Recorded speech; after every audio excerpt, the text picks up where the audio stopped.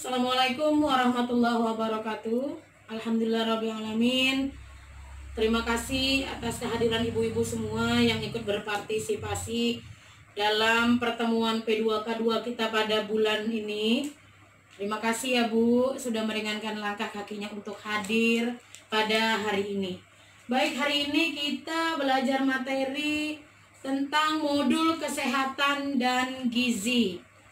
Nah, saya akan membahas di langkah yang kedua, Bu. Pentingnya 1000 hari pertama kehidupan. Nah, ini ya, Bu. Pentingnya 1000 hari pertama kehidupan. Anak yang tinggi, sehat, dan cerdas harus dimulai sejak dalam kandungan, Bu. Untuk menunjukkan ibu bisa memiliki kehamilan yang sehat, kita akan nonton film bersama ya Bu, tentang pentingnya 1000 hari pertama kehidupan. Berkembang secara optimal dimulai sejak janin hingga anak usia 2 tahun, atau seluruhnya adalah 1000 hari. Dalam 1000 hari pertama, janin menjadi bayi, bayi menjadi anak, tumbuh cepat sekali. 1000 hari pertama adalah waktu di mana anak akan tumbuh secara pesat. Karena itu, asupan gizi sangat penting. Bila anak kurang gizi, maka akibatnya akan terjadi gangguan pertumbuhan. Dan ini akan dibawa sampai dewasa dan sulit diperbaiki. Lalu akibatnya apa ya Bu? Daya tahan tubuhnya akan menjadi rendah dan kecerdasannya juga berkurang. Untuk anak perempuan, akan menjadi remaja dan calon ibu hamil yang akan melahirkan bayi dengan berat badan lahir rendah, juga pendek. Jadi anak saya walaupun masih di dalam perut ini perlu gizi ya Bu? Betul, ibu perlu memperhatikan gizi bagi ibu dan janin. Lalu apa yang harus saya lakukan ya agar anak mendapatkan gizi terbaik? Ibu hamil makan makanan yang bergizi yang seimbang. Pastikan ibu hamil minum tablet tambah darah. Lakukan inisiasi menyusu dini segera setelah bayi lahir. Berikan ASI eksklusif, air susu saja sampai bayi usia 6 bulan. Setelah 6 bulan, berikan MPASI. Jadi selain gizi, apalagi ya Bu yang harus saya perhatikan? Perilaku hidup sehat. Ibu hamil memeriksakan kehamilannya ke tenaga kesehatan. Sudah kita tonton tadi filmnya ya Bu. Nah, apa yang ibu ingat dari film tadi Bu? Ayo, siapa yang mau mengutarakan pendapatnya Bu? Nah, malu-malu ya. Nah, saya coba ya untuk mengingatnya sedikit. Jadi Bu, pentingnya 1000 hari pertama itu dimulai sejak dalam masa kandungan hingga kelahiran nifas, bayi dan anak. Masa dalam kandungan hingga anak usia 2 tahun, masa ini sangat penting ya Bu. Jadi kalau begitu bayi lahir langsung berikan inisiasi menyusu secara dini. Baik ya Bu. Lanjut.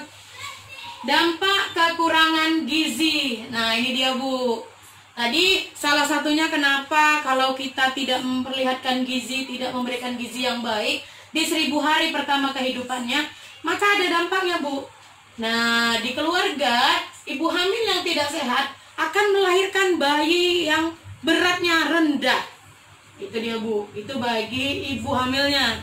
Lalu bayi, waktu dia bayi, mengalami gangguan pertumbuhan dan mudah sakit Bu. Itu dia. Ketika dia anak-anak, gangguannya pertumbuhan, misalnya anaknya pendek, lalu tinggi badannya itu di bawah standar Bu. Ketika dia remaja, maka dia akan kesulitan belajar dan prestasi sekolahnya rendah. Nah, kalau dia dewasanya anak-anak, maka gangguan kesehatan, pendidikan rendah, dan terbatasnya pilihan kerja. Jadi kecukupan gizi dan kesehatan ibu selama hamil akan sangat berpengaruh terhadap berat badan bayi. Ya Bu, bayi yang kuat dan sehat dan cerdas. Yang sehat akan mempunyai daya tahan tubuh yang kuat, tumbuh menjadi anak yang cerdas dan tinggi seperti seusianya Bu. Pesan pada film tersebut adalah Bu, pentingnya gizi atau makanan sehat selama 1000 hari kehidupan. 1000 hari pertama kehidupan itu dimulai dari 9 bulan masa kehamilan, kelahiran dan nifas, sampai bayi usia 0 sampai 6 bulan, lalu hingga usia mencapai 2 tahun. Jadi Bu, dari dia mulai hamil, kelahiran dan nifas, bayi 6 sampai 12 bulan, dan usia 12 sampai 24 bulan. Ini adalah kelahiran pertama bayi.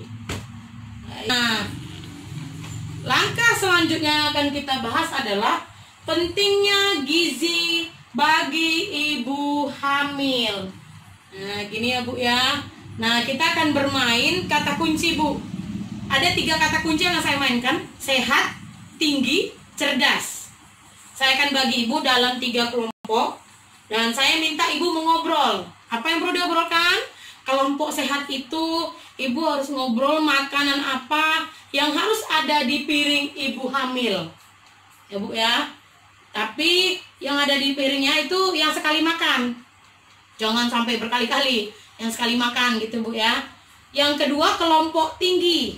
Kelompok tinggi itu kemana ibu hamil harus periksa, terus berapa kali sebaiknya ibu hamil periksa. Lalu apa yang harus didapatkan selama kehamilan Bu, vitamin-vitamin apa. Dan kelompok cerdas yang dibahas adalah di mana melahirkan dan apa yang dibutuhkan oleh ibu setelah melahirkan. Paham ya Bu? Ya, silahkan Bu dibahas. Kelompoknya saya bagi ya menjadi 3 kelompok tadi. Silahkan ibu ini kemari ke kelompok sehat, ibu yang sana ke kelompok tinggi, ibu yang sana mari Bu ke kelompok cerdas. Nah, diskusikanlah apa yang sudah saya berikan tadi.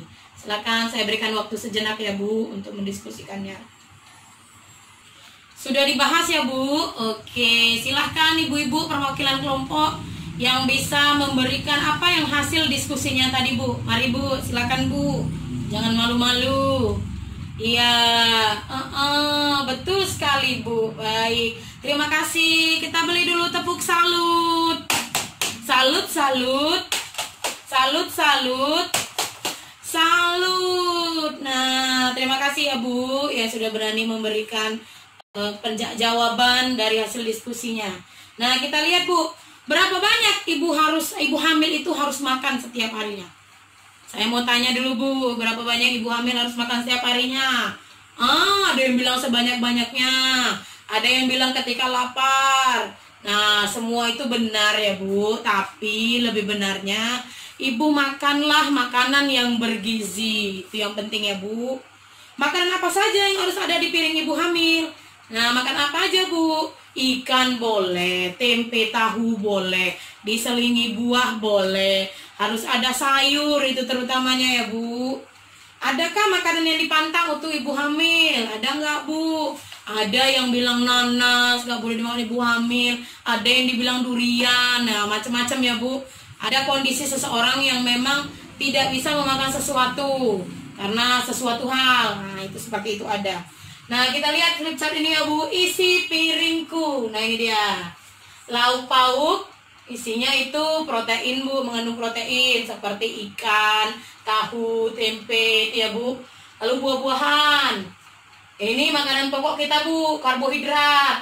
Nasi kah, gandum kah ya Bu ya. Air mineral, dari mineral nih, sayur-sayuran ya Bu. Lalu kita lihat, cuci dulu pakai tangannya pakai sabun Bu, baru kita mulai makan. Ibu hamil itu hanya bisa melakukan aktivitas ringan, jangan aktivitas yang berat-berat. Lalu minumlah air 8-12 gelas per hari. Dan jangan lupa tablet tambah darah. Nah, biasanya kalau ibu hamil ini tensinya selalu rendah Bu, makanya diperlukan tablet penambah darah.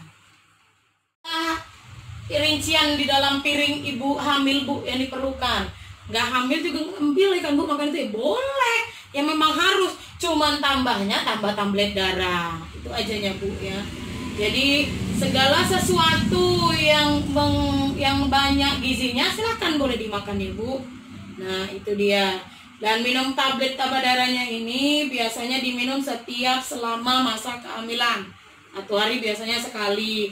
Ada yang mungkin mesti 1 hari 2 atau 3 kali, Bu. Lalu, Bu, saya di sini akan membuat menu makan menggunakan kartu pasar.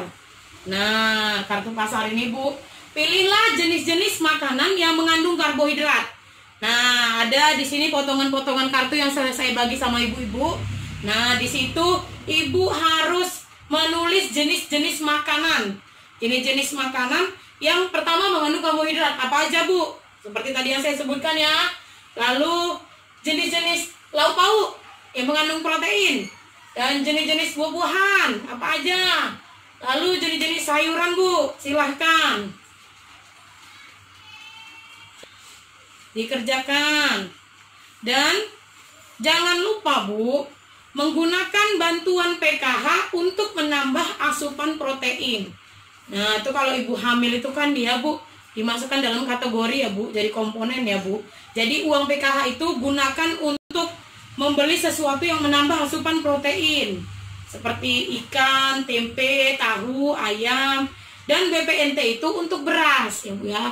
Tapi sekarang kan BPNT itu sudah mencakup secara keseluruhan. Nah, jadi bantuan PKH itu hanya untuk anak sekolah. Boleh juga sih disisihkan untuk asupan ibu hamil, nggak apa-apa juga. Nah, hal yang paling penting adalah untuk ibu hamil, batasi penggunaan gula. Batasi ya, Bu, penggunaan gula. Demikianlah pemaparan materi saya pada hari ini. Lebih dan kurangnya saya mohon maaf. Jangan lupa buku pintarnya terus dibawa setiap kita pertemuan kelompok, Bu.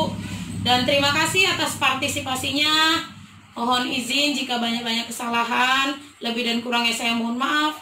Wabillahi taufiq wal hidayah. Assalamualaikum warahmatullahi wabarakatuh.